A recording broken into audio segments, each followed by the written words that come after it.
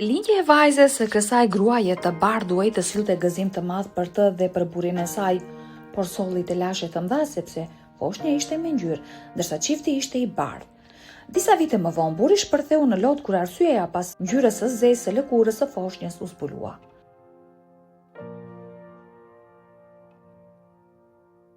Carol ndjente se foshnja e saj ishte gati të vinte në jetë.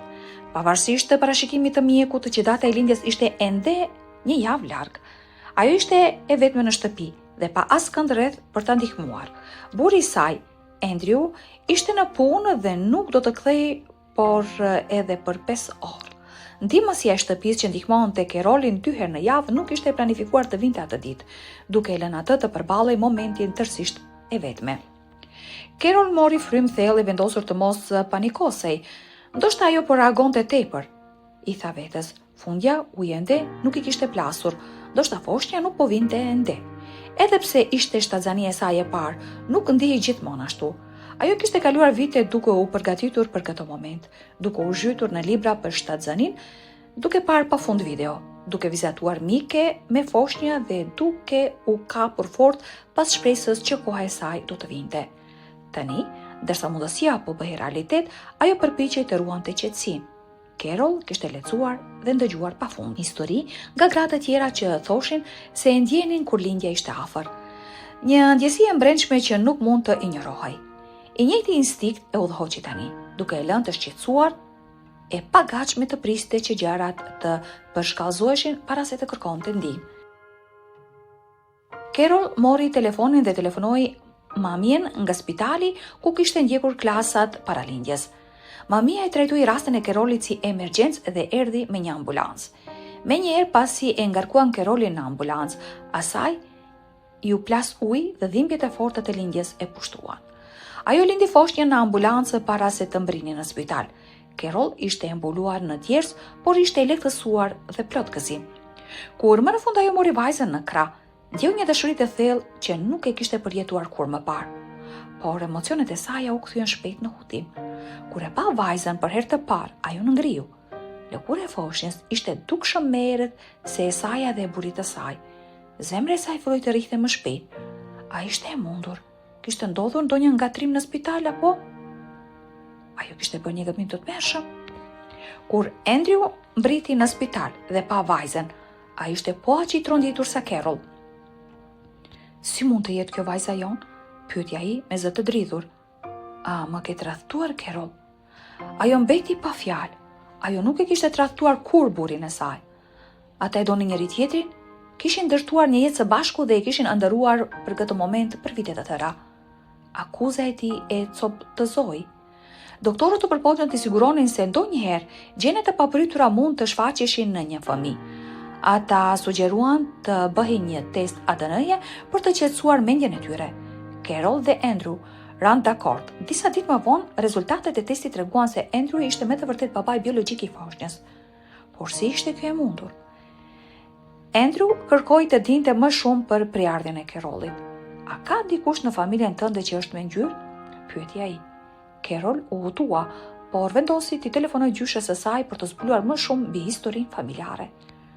Kur i tregoi gjyshes se vajza ishte lindur me lëkurë të errët, gjyshja heshti për një çast dhe më pas tha: Ka diçka që nuk të kam treguar kur. Gjyshi yt nuk ishte burri biologjik i gjyshes sime, vazhdoi ajo. Kur isha e re, në familjen tonë kishte shumë sekrete. Gjyshja jote i kishte një lidhje të shkurtër me një burr afrikan. Por kjo u mbajti e fshehtë për vite me radhë. Askush nuk foli më për të. Dhe kur ajo lindi në nënën tënde, të gjithu përpoqen të haronin atë kapitull. Carol u trondit. Ajo e kuptoi se gjenet e fshehura të paraardhësve të saj ishin shfaqur papritur tek vajza e saj. Një brez i tërë historie ishte mbajtur i fshehtë dhe tani e vërteta kishte dalë në dritë në mënyrën më të papritur. Kur ja tregoi këtë Andrewt, ajo ndjen në faj që kishte dishuar tek ajo dhe e përqafoi fort. Më fal që dyshova, i tha ai. Vajza jon është perfekte dhe tani e dim që ajo është lidhja jon me një histori të gjatë që nuk e njihnim më parë. Ata vendosën ta quajnë vajzën Amara. Një emër që do të simbolizonte forcën, bukurinë dhe trashëgimin që ajo sillte me vete. Dhe ndonë se fillimi ishte i mbushur me dyshime dhe lot, tani ata ndiheshin më të bashkuar se kurrë, të gatshëm të përballonin të ardhmen me dashuri dhe mirëkuptim të thellë për rënjët e tyre. Gjatë gjithë dhimbjes, dyshimeve dhe viteve të humbura në padrejti, Andrew mësoi një nga mësimet më të mëdha të jetës.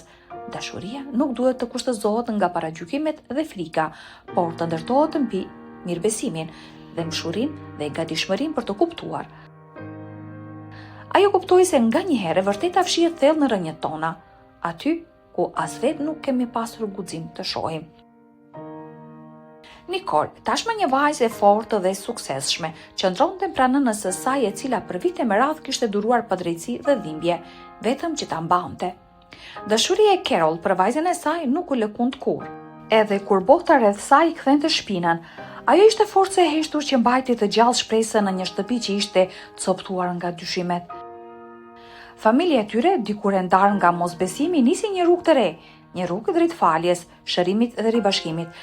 Dhe kështu, historia e tyre u kthye nga një tragjedi e heshtur në një testament të fuqishëm për fuqinë së vërtetës, trashëgimisë dhe dashurisë që nuk vdes kurrë.